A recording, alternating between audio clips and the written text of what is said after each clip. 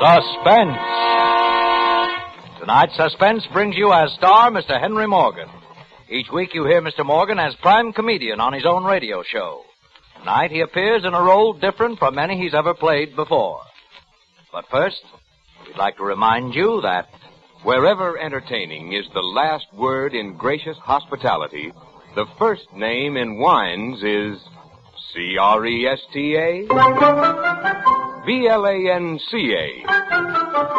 Cresta, Blanca. Cresta Blanca. Cresta Blanca. That's Cresta Blanca wines. And for the knowing tongue, Cresta Blanca has created two rare California sherries. Dry Watch, a delightfully pale dry sherry that's the perfect prelude to dining. And Triple Cream, the magnificently mellow sherry that won the gold medal at the California State Fair. Yes, when you pour Cresta Blanca, Dry Watch, and Triple Cream, you and your guests enjoy the best. Shenley's Cresta Blanca Wine Company, Livermore, California. And now, Shenley brings you radio's outstanding theater of thrills, Suspense. Presented by Roma Wines, that's R-O-M-A, Roma Wines of Fresno, California. And starring Henry Morgan in Dream Song, a suspense play produced, edited, and directed for Shenley by William Spear.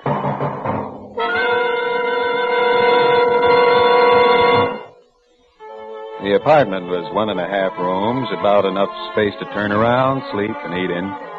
Thought it was enough for a bachelor like me, and I felt lucky. I'd had to move out of my last place in sort of a hurry. You know how you get pushed around nowadays. And I had no real right expecting anything even halfway decent to turn up for me so soon. I went about installing myself, which merely means bringing in my old studio couch, an old chair, about 3 trillion books, a couple of Matisse prints, and my typewriter. And I was all set in a day or two and ready to get down to real work on the book. One evening, I came in after a good dinner and sat down to finish off a sequence.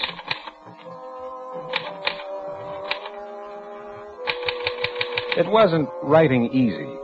I felt that I was getting off on a tangent. I was going a million miles away from what I wanted to say, and it annoyed me.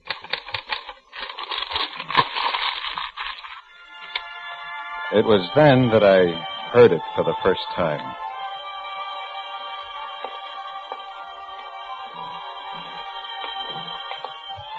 It was coming from the next apartment, and coupled with my bad writing, it was very annoying. I tried to ignore it, but that couldn't be done.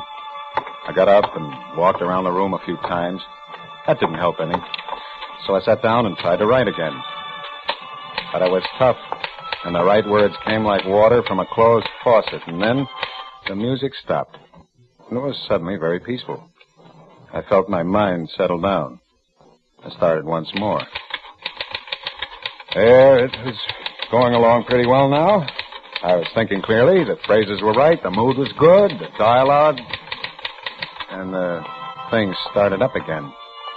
I yanked the paper out of the machine and tossed it into the wastebasket. I was through for the night.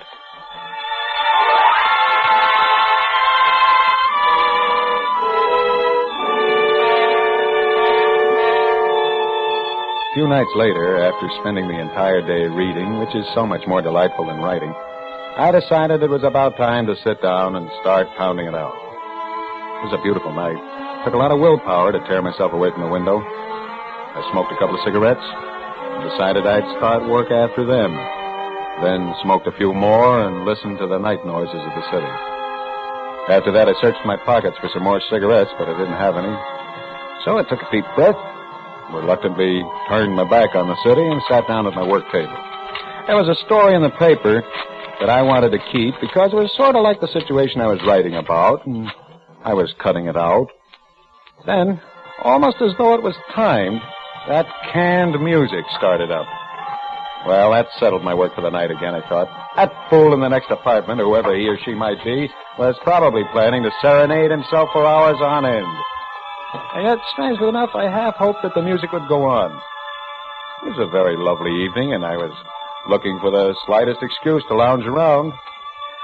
I just started thinking of going for a walk when the music stopped. In the stillness that followed, I could hear steps. and then a door opening and closing, and then a long, long silence.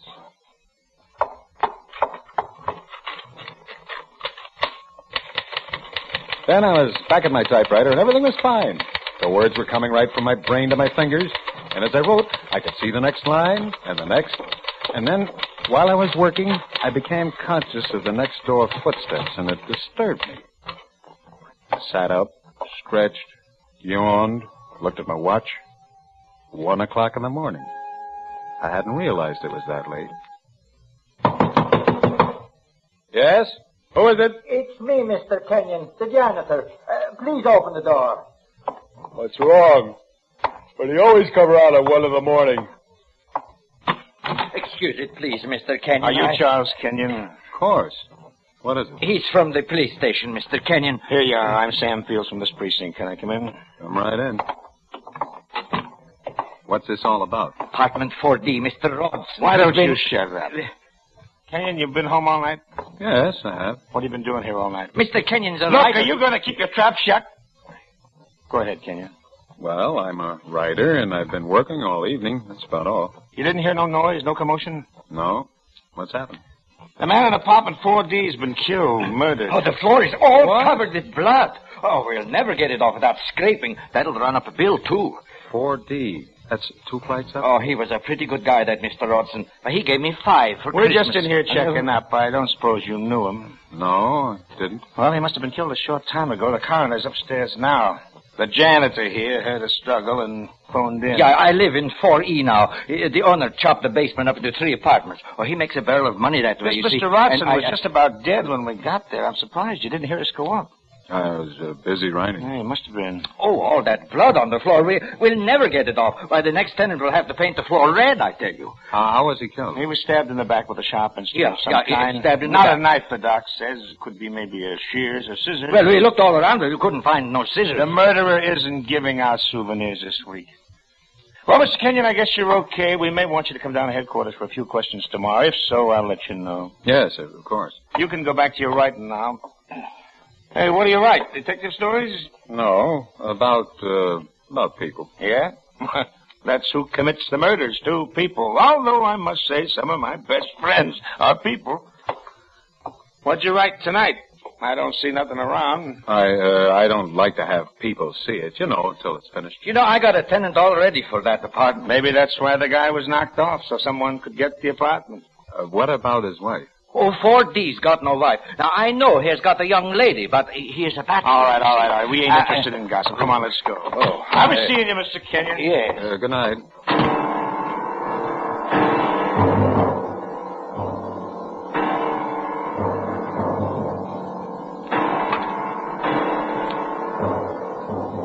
One night, a week after that, I was lying in bed trying to sleep. I don't know why I couldn't sleep. I'd been working hard all day. I was dead tired. My legs felt heavy, but my brain, instead of feeling dull, was sharp and alert. Quite suddenly, and for no reason, I felt waves of chills run along my spine. I sat up in bed, reached for a cigarette. I looked at my watch. 2:20, and I'd wanted to get up at 7. I snuffed out the butt and leaned back. Somehow, I seemed a bit more relaxed now. I closed my eyes and felt comfortable, tired out. And then there it was again. That music. And I was wide awake again and tense and jumpy as a cat. I don't know why it made me feel that way, but it did. It went on and on. Sometimes it would seem to be fading away. Then it would be loud again. And then fade away. I crouched beneath the covers and drew the pillow over my head. That was better. I could still hear it, but it wasn't so bad. And it seemed to get farther and farther and farther away. And I was so tired. Exhausted by now. I heard that sort of thump from somewhere upstairs. But it didn't matter now. All I cared about was sleep. Sleep. Just sleep.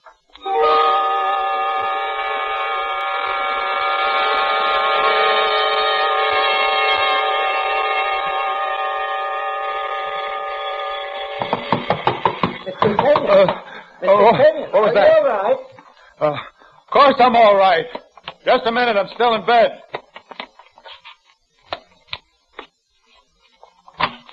Can a man sleep around here without I people? didn't know you were sleeping. You always sleep this late, Kenyon? Oh, Inspector, I didn't recognize you. I guess I'm still a little bleary-eyed. Come on in. I ask if you always sleep this late. 12? Guess it is late. No, I don't usually, but I couldn't get to sleep last night. Last night, Shut up. Kenyon, do you know the guy who lives upstairs? That was Mr. Blackwell, the lawyer. I'm sorry, I don't. I don't know anyone around here. I do my work, that's all I know. Look, you asked me these questions the last time you were here. Yeah, I know, and I'm asking him again. Mr. Blackwell, he's been killed. Killed? Upstairs? Yep, killed the same way. Floor just filled with blood, just like 4D. Well, last night I did hear something. Hmm? I didn't think it was anything then. It was just a sound, like a table or something falling over from upstairs. There was no table falling. What time do you think you heard it? A little while after I went to bed. A little after 2 a.m. Mr. Blackwell divorced his wife 5 months ago. She was such a nice woman. Coroner says death took place around that time. You didn't hear anything else, did you? What? I said, did you hear anything else? Anything else? Anything else? That music. But I couldn't tell him about that. I couldn't tell it to a detective. Or that terrible feeling I had when I heard it. It would sound silly, crazy. Yes. Did you hear anything else? No, I didn't hear anything else. I went to sleep right after that, and I didn't wake up until you rang the bell just now. Mr. Blackwell gave me a 10 for Christmas, but he never smiled. He was a very sad man. We've been checking up to see if everyone else is all right. Has anyone else? No. Just this guy above you. I guess we got some sort of maniac operating in this area. Well, he tries to get me. He's going to get a big surprise. I got a license to carry a gun. I got a good gun, too. My son brought it to me from Germany. Well, now, don't go shooting the tenants just because they don't pay the rent. Everybody pays the rent here. Oh, did you ever see a guy with no sense of humor? Well, this whole thing doesn't seem particularly funny. Well, don't you worry about it, Mr. Kenyon. You've got the whole police force protecting you, so don't worry about it at all. Well, I'll probably be seeing you. So long. So long. Goodbye, Mr. Kenyon. Oh, Mr. Torsten, will you stay a moment? I'd like you to do something for me. Why, sure. Mr. Torsten, you seem to know a good deal about everyone in the building. I don't snoop around. Oh, I'm the janitor. I just see them when other people don't see them. I know. I didn't mean it that way. I just want to ask you a question or two. This Mr. Blackwell who was killed, he was living alone, wasn't he? Yeah, like I told you, he was married, but his wife moved out. Do you know it's harder to take blood off the floor than it is from the walls? You can paint the walls, but the floor has to be scraped and sanded. What about my neighbor to the left, next door? Oh, 2E? Well, I don't know too much about him. I just seen him once. He never bothers me. His name is Williams. Has he got a phonograph? Oh, yeah. Got lots of records for the phonograph, too. I seen them when they put the telephone in. That was the only time I was ever in his place. I see. Well, thanks a lot, Mr. Torsten. Oh, that's it. Well, say, thank you, Mr. Kenyon. And if there's ever any time you ever want anything, don't be afraid to ask. No, I won't be afraid. No, I won't be afraid.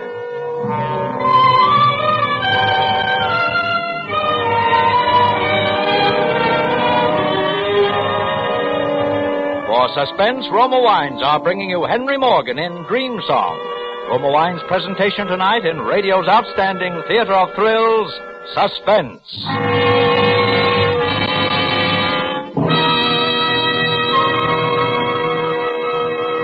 Suspense, radio's outstanding theater of thrills, is presented by Roma Wines. That's R-O-M-A, Roma Wines, from the world's greatest reserves of fine wines.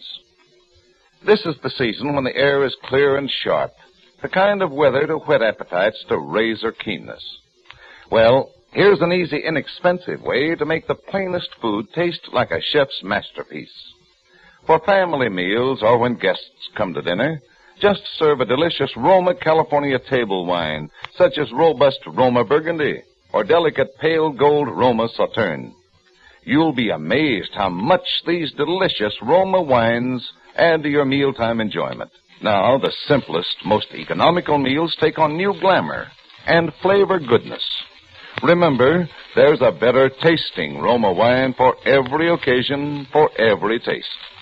Yet it costs little to enjoy this taste luxury. So always serve Roma wines. That's R-O-M-A. Roma wines, America's favorite wines.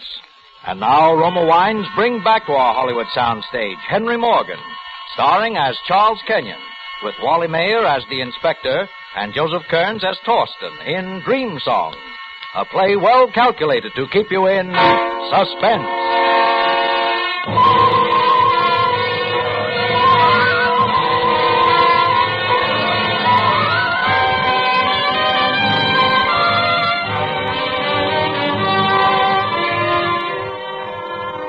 For the first time in my life, I felt genuinely afraid. Because it was something you couldn't know, couldn't fight. An innocent knock on the door, you open it, the next thing that happens is you're found in a pool of blood.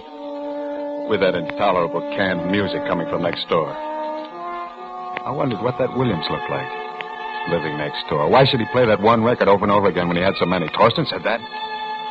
And I wondered what he sounded like. The house phone.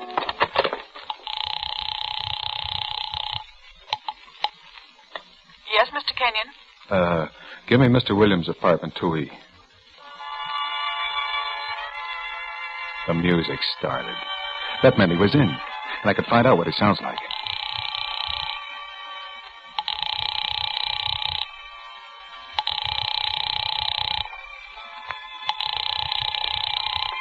There's no answer. Shall I keep ringing, sir? Why doesn't he answer? He's there. Maybe he knows I'm calling. Maybe he can hear me call. Shall I keep ringing, sir? Well, why doesn't he... Oh, no. Never mind, operator, never mind.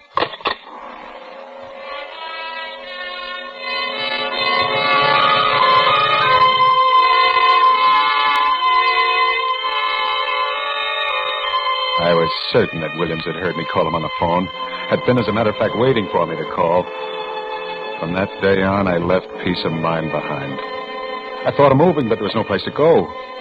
I smoked more and more. I sat for hours in a dark movie, in the park, in the public library reading room.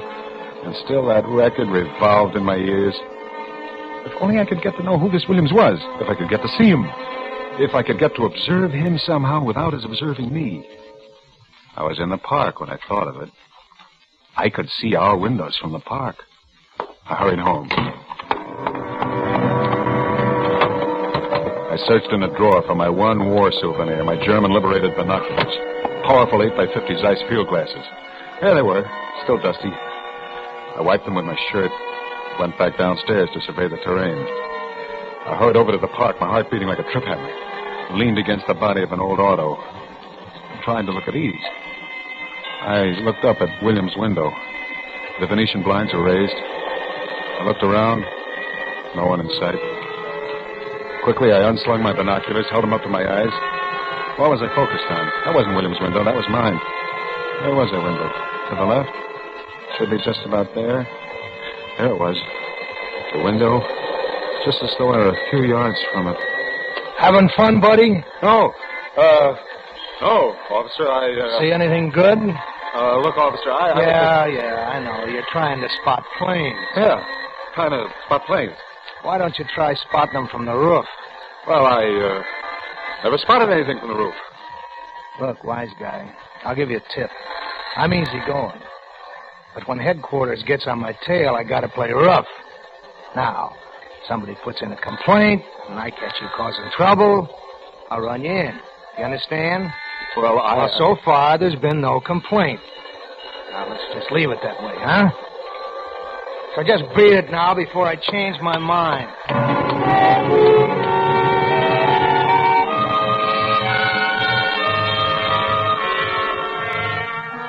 For 2 days after that, the thought of that cop catching me with the binoculars made me tremble. I found my hands shaking when I lit a cigarette. Couldn't eat. I knew that I must find some way to reassure myself about Williams or I'd lose my mind. One morning, after I'd spent a sleepless night listening and watching, the music went on. My plan was to wait till the music stopped. Possibly then Williams would go out. And as soon as he left, I'd slip out and follow him. I waited while that music ground out, that metallic sentiment squeezed out through a loudspeaker. 9 o'clock. 9:30. 10 o'clock. 10:30. My head started to go round and round like the record under the needle. 11 o'clock. The music still kept on and on and on. Suddenly I sat up quickly, looked at my watch. 3 o'clock. I'd been sleeping, but the record, it was still...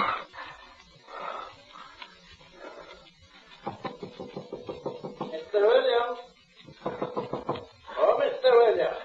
Torsten. Mr. Kenyon. Mr. Kenyon. Torsten, he always talks about blood. Mr. Kenyon, did you say something? Don't you come in here! Don't come in here! Oh, Mr. Kenyon, what's the matter? You keep away, Torsten. You keep away from it. Keep away? All right. Only, I was just going to tell you, don't use the incinerator for a while. We're cleaning it out for the next couple of hours. Incinerator? Yeah. Oh.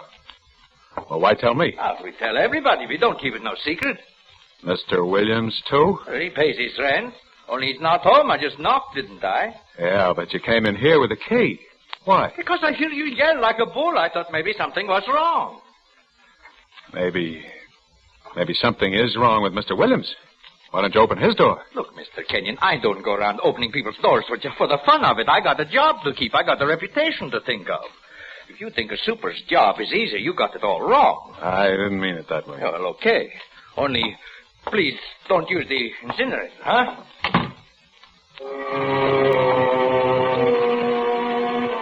Why did Williams' record stop just before Torsten knocked? Why didn't he answer Torsten's call? He wanted privacy.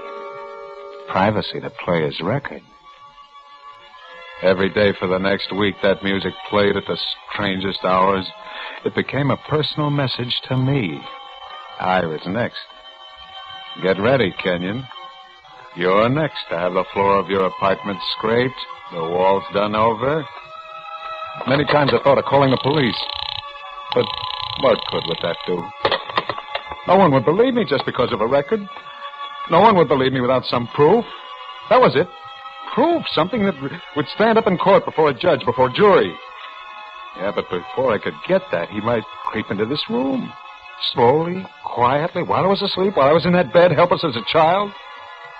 Hour after hour, I walked the streets trying to think, to reason my way out. Yesterday, I sat huddled in a chair all day. The music didn't play at all. About 7 o'clock, I went out for something to eat. In the evening paper, there was an item that could be the basis for a good short story.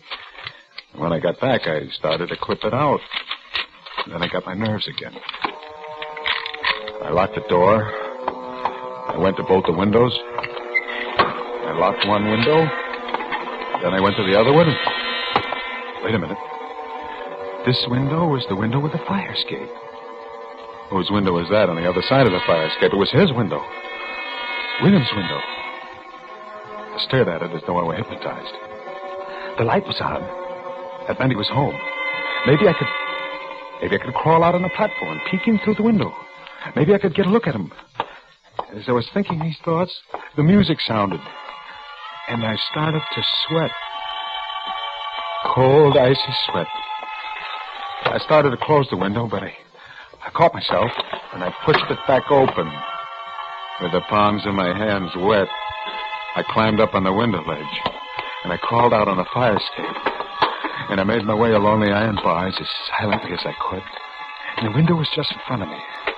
And I felt my throat go dry as I leaned my head over to try to look in. I swallowed hard and tried to keep my body concealed. The Venetian blinds were drawn all the way, but they were slanted in such a way that permitted me to see inside. I craned my head forward and looked. It was dark inside, but I could make out the living room and the phonograph. large cabinet machine. There was a couch. And there was a man. And it seemed as though he was dancing, swaying to the music. And it kept getting louder. And he kept coming towards me. Nearer and nearer. Must have seen me. And I couldn't move. And he kept coming nearer, moving in the shadows. Nearer. Nearer. Ah!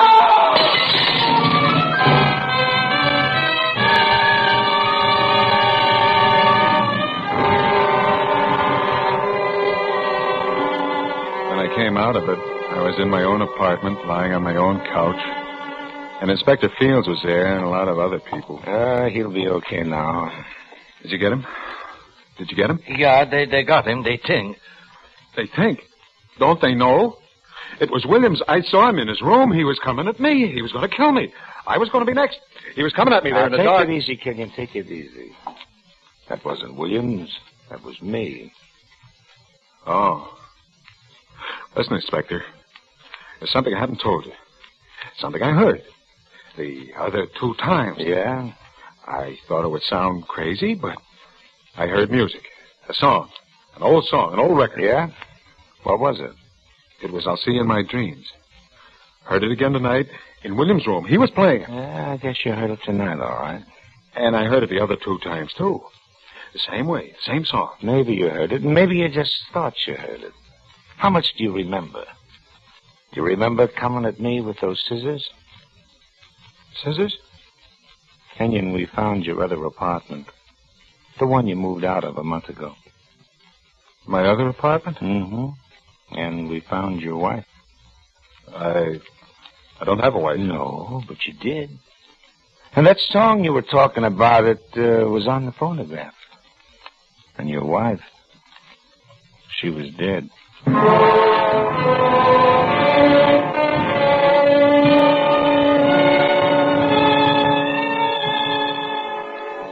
made me talk to a doctor today. Hallucinations, he said. Hearing that song that way, I sort of remember Alice. She was playing a record, and I was clipping something out of... Well, I don't know what to believe, because I thought the song was real, and the woman... The dead woman, I thought that was a dream. Just a bad dream. They wouldn't hang a man for a dream, would they?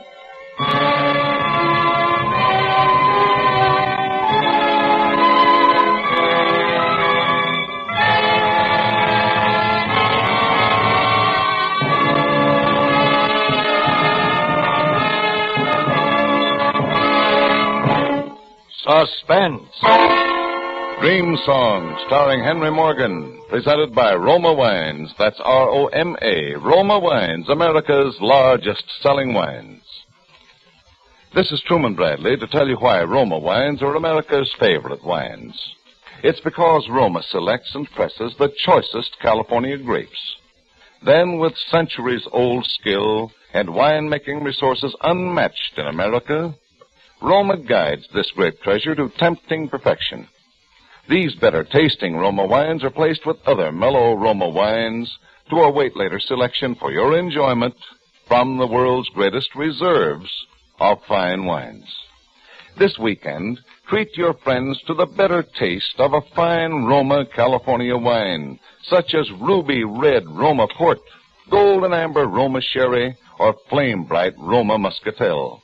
Discover for yourself why Roma wines, that's R-O-M-A, Roma wines are enjoyed by more Americans than any other wines. Tonight's suspense play was by George Bellac and Ben Kerner. Henry Morgan will soon be seen in his first starring picture, the screenplay Enterprise production, So This Is New York, and may be heard every Wednesday night on another network for Ever Sharp Chick. Be sure to listen next Thursday, same time, to Suspense. Produced and directed by William Spear for the Roma Wine Company of Fresno, California.